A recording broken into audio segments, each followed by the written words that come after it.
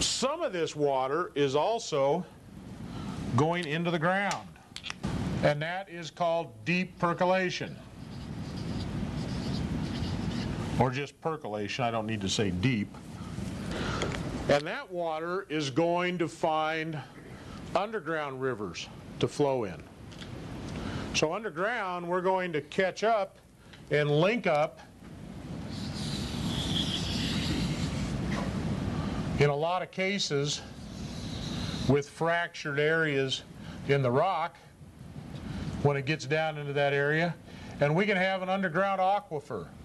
And so this moisture works down through deep percolation, hits this aquifer, then it's going to move laterally in a hydraulic gradient downhill toward the ocean or into a stream bed. And what happens in this valley in a lot of places is as water enters the surface of the ground, it percolates down and hits the shallow aquifer. That shallow aquifer is somewhere down as shallow as 3 or 4 or 5 feet in places in the town, maybe as deep as 30, 40, 50 feet in the town. And that water moves back to the surface streams and also can break out as a spring in different spots around town. Pioneer Park. There's a big pond there in Pioneer Park. Where does that come from? Well, there's a spring that bubbles up out of the ground and feeds that. In fact, there's a series of them right there. The water actually moves along on a rock gradient, and it pops to the surface right there because the rock's gradient brings it right to the surface. And we have a surface spring, and it creates a pond. And then it drains out and becomes a small stream on the discharge side, and it heads down to Mill Creek. This little creek that runs through campus, diagonally through campus over here, it's called Titus Creek.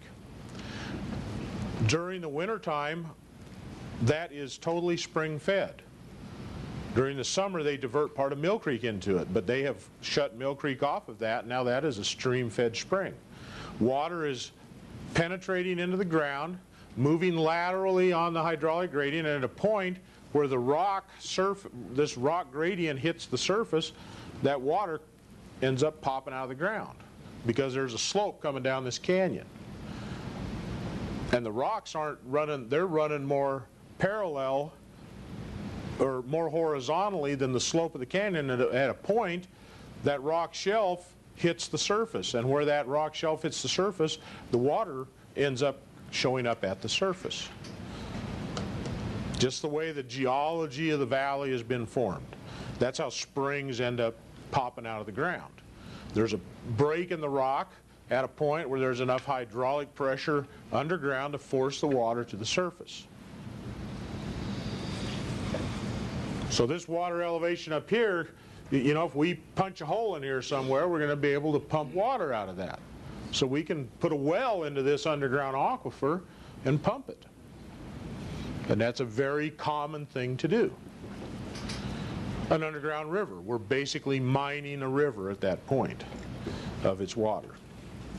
Now, this water then moves back. It can pop up into streams if the gradient allows it to do that. Say this comes up and this underground aquifer hits a surface here where it will come up into the stream. We call that a gaining stream. Get the word streams back up here again. This water will be coming down here, boop, comes back up. Now it's coming right down the stream as well. You can see that happening out here in Mill Creek. As you go down through town, especially this fall when everybody just first came, there was no water in Mill Creek up here at the bridge at Tosic Way. But as you went down through the city, every bridge, there'd be a little more water show up in the channel, and a little more water show up in the channel, and a little more water show up in the channel. Every bridge you go down, there's a little gain in the water. Well, these underground aquifers are coming back and popping up in the bottom of the stream. And the river's gaining flow. It's called a gaining stream as it goes down because of the hydraulic gradient of the valley, it's pushing water into it from groundwater that's coming up to the surface and into the stream bed. So it's a gaining stream. It adds flow as it goes down gradient from underground aquifers, not from surface flows necessarily. Also, some surface flows come into it as well, some little side streams that feed it. And those are springs that have just popped up on the surface offside of the creek channel, and then they work their way over to the creek channel. And of course, water always follows the path of least resistance, so it's always going downhill the easiest way it can find, and it makes this little channel down to the lowest point in the valley, and it's always working its way to the lowest point.